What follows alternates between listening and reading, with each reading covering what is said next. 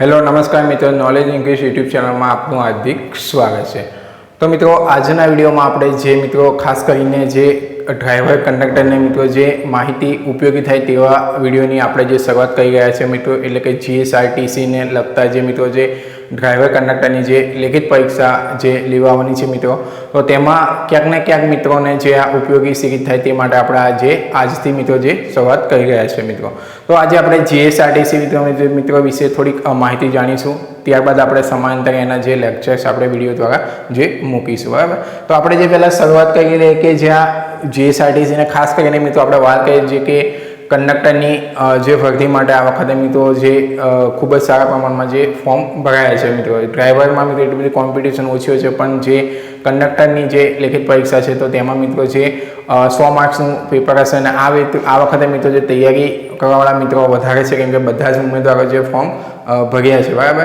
એટલે 100 માર્ક્સનું પેપર રહેશે અને ત્યારબાદ એમાં મેરિટ પણ થોડું કટ ઓફ એમાં હાઈ રહેશે, એટલે મિત્રો તૈયારી પણ થોડી વધારે જોઈશે। તો આજે આપણે જે પ્રાથમિક માહિતી જાણીશું કે જીએસઆરટીસી મિત્રો, બરાબર। તો એને આપણે ગુજરાતીમાં જે શું કહીએ તો ગુજરાત રાજ્ય માર્ગ પરિવહન નિગમ મિત્રો। તો આને ગુજરાતીમાં આપણે શું કહેવાય, ગુજરાત રાજ્ય માર્ગ પરિવહન નિગમ, બરાબર।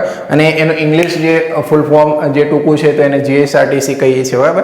એટલે કે Gujarat state road transport corporation, બરાબર।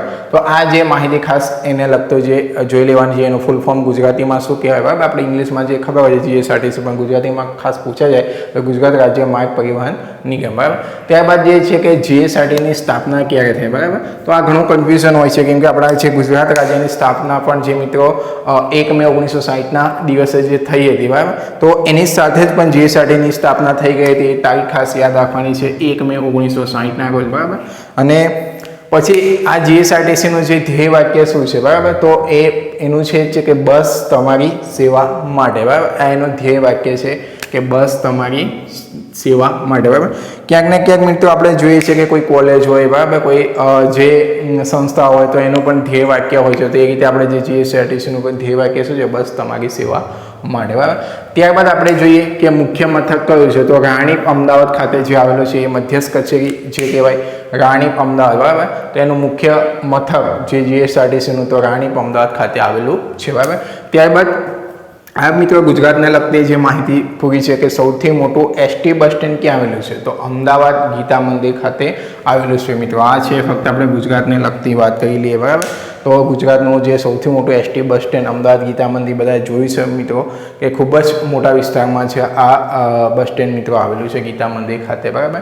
ત્યારબાદ આપણે સૌથી વ્યસ્ત જીએસઆરટીસી રૂટ કયો છે, તો અમદાવાદથી વડોદરા। તો લોકોની અવર જવર પણ અમદાવાદથી વડોદરા વધારે હોય છે, તો બસો પણ એ રીતે જ્યાં ફળવાયેલી વધારે હોય છે કે અમદાવાદથી વડોદરાની અવર જવર વધારે હોય છે, તો આ ખાસ યાદ રાખવાનું છે, સૌથી વ્યસ્ત જીએસઆરટીસી રૂટ અમદાવાદથી વડોદરા, બરાબર। તો સૌથી પહેલી જીએસઆરટીસી બસ કઈ મિત્રો, આ ખાસ યાદ રાખવાનું છે, કૃષ્ણનગરથી ધારી, અને કુલ એનો સમય પણ છે કે 7 કલાક ને 50 મિનિટ જેવો અંદાજે કંઈક છે, બરાબર। તો આપણે વાત કરીએ કે સૌથી પહેલી જે જીએસઆરટીસી બસ કૃષ્ણનગરથી ધારી, કુલ સમય 7 કલાક ને 50 મિનિટ, બરાબર। ત્યારબાદ છે ગુજરાતનો સૌથી લાંબો જીએસઆરટીસી રૂટ કયો, તો આ છે મિત્રો જે સેલવાસથી સોમનાથ। આમાં કચ્છ બી ઓપ્શનમાં હોય મિત્રો, પણ આપણે યાદ રાખવાનું છે સેલવાસથી સોમનાથ, બરાબર। એટલે કચ્છથી સોમનાથ હોય, બરાબર। કચ્છથી છે આપણે પૂર્વથી આપણે પશ્ચિમના જે બીજા જે રાજ્ય પશ્ચિમથી આપણે ઉત્તર સુધીના જે ઘણા જિલ્લાઓ છે એ પણ આપણે જોઈએ તો કચ્છ આ બાજુ આપણે જોઈએ તો ત્યારબાદ આપણે જે કુલ અંતર, તો કુલ અંતર કેટલું છે સેલવાસથી સોમનાથ માટેનું 795.29 જે કિલોમીટર છે મિત્રો, જે અંદાજે 800 કિલોમીટરની આજુબાજુ છે, તો 795.29 કિલોમીટર, બરાબર। તો આ હતી મિત્રો પ્રાથમિક માહિતી। આટલા જે પ્રશ્નોમાંથી ક્યાંક ને ક્યાંક તમને પૂછાઈ શકે, કાં તો જોડકા સ્વરૂપે કાં તો વિધાનવાળા પણ પ્રશ્નો પૂછવાની શક્યતા ઓછી છે, પણ જોડકા સ્વરૂપે કદાચ પૂછાઈ જાય, બરાબર। કેમ કે બે જોડકામાં તમને ખબર છે કે 3-4 પ્રશ્નો જે હોય તો આપણે જે વિધાન જે આપણું જોડકાનું યોગ્ય વિધાન સાચું પડે। તો નેક્સ્ટ વિડીયોમાં બીજી માહિતી સાથે મળીશું, ત્યાં સુધી ચેનલને સબસ્ક્રાઈબ કરી દેજો અને જોડાયેલા રહેજો આપણી ચેનલ સાથે।